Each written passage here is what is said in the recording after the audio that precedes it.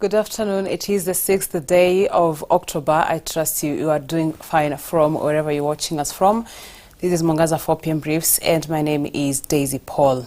Now, Yala swamp stakeholders are intensifying calls for the Siaya County Assembly to urgently approve the long-pending Yala ecosystem land guiding sustainable management in the wetland. And speaking during a stakeholders forum held in Siaya town, Mr. George Spencer Wambia, the chairman of Kanyaboli Yala Ecosystem Site Support Group, expressed deep frustration over the assembly's prolonged inaction. Tumekuja hapa kuzungumuza ama kujifunza mambo ya sheria zinazoambatana na mambo ya mashamba na mambo ya mazingira. Kulingana na hali vile iko pale Yala Swamp, kuna issues za land grabbing, land encroachment na zingine zinafanywa kwa sababu mwananchi wa kawaida hajui sheria ama haelewi, mwenyewe hajielewi. Sasa hawa walimu wetu tumekuja hapa kutoka sehemu mbalimbali, Imbo, Kanyaboli, hapa Yala, kutoka Bunyala. Tumekuja hapa kujifunza zile sheria ambazo zinaambatana na hali ya mazingira na hali ya mashamba. Vile mjuavyo, pale ndani tuko na wale wawekezaji, wale investors wako. Wengine wameingia kwa njia ya halali, wengine wameingia kwa njia ile ya ukora. So unaona mwananchi wa kawaida anaona tu ni kama serikali imefanya hivyo. Sasa kwa sababu hajui haki zake, hajui sheria, sasa unaona anaacha mambo inaendelea hivyo ambaye anakuja kutudhuru baadaye. 6 years lease. We know that the chapter 5 of the constitution under land environment gives those holding in trust that somebody can lease a land up to 99 years. But because the way things are standing, number one, this community land has not been registered in the name of the community members.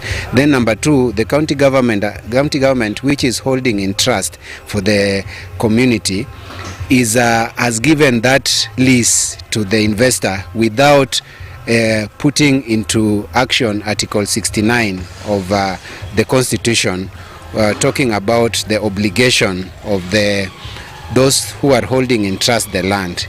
Public participation as a key component that is supposed to be put in place, that the community members are supposed to be involved in this.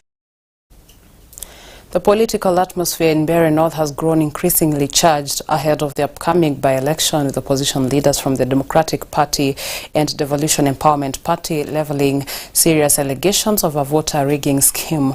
At a gathering of over 2,000 locals in Kanyambora, DEP leader Lenny Kivuti sounded the alarm over what he described as a coordinated plan to subvert the democratic process.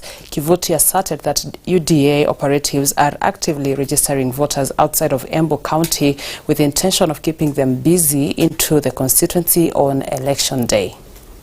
Forget about stories about people who are planning to come and rig the election. Again, I may repeat my famous quote: they have dialed the wrong number. It is the wrong number to dial. The thing about rigging elections in Mbeere North, as you've heard my brother Lenny explain, the people here wako macho na tutawajua kabisa hao wenye wako na hizo hisia, tukabiliana nao vilivyo. But we are very clear ourselves, and just like my brother said, we want a peaceful campaign. Karish has been doing his campaigns very, very peacefully, just talking to people, explaining himself, explaining the strategies that he needs to employ once elected. Those are the stories about people, government doing this or the other. For me, I think it's hot air, hogwash.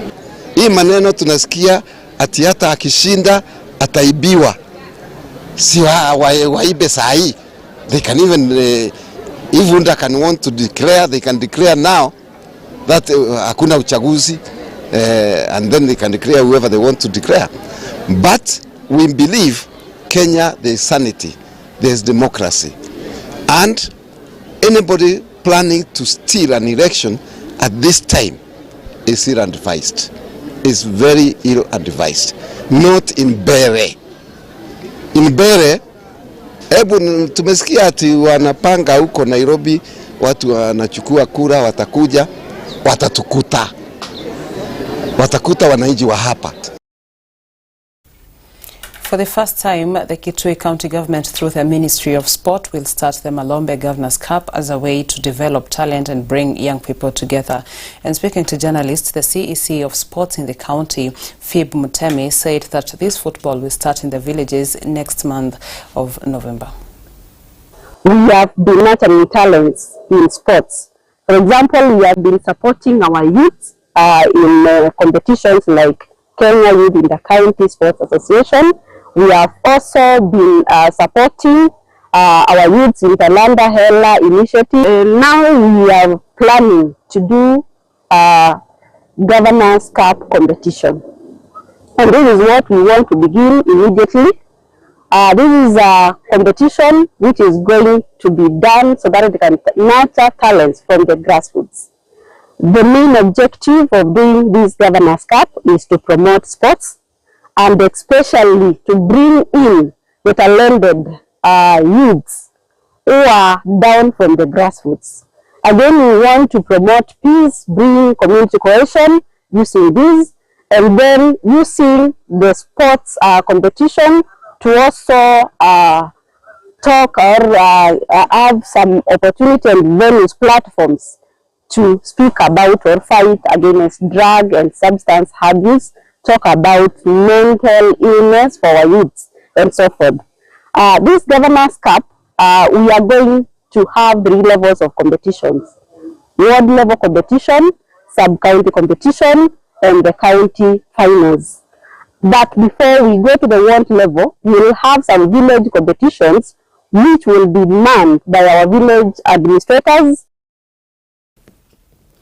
With that report, we come to the end of our 4 p.m. briefs. Many thanks for staying with us. I'll see you again at 9 p.m. My name is Daisy Paul, and for now, I am wishing you a good evening.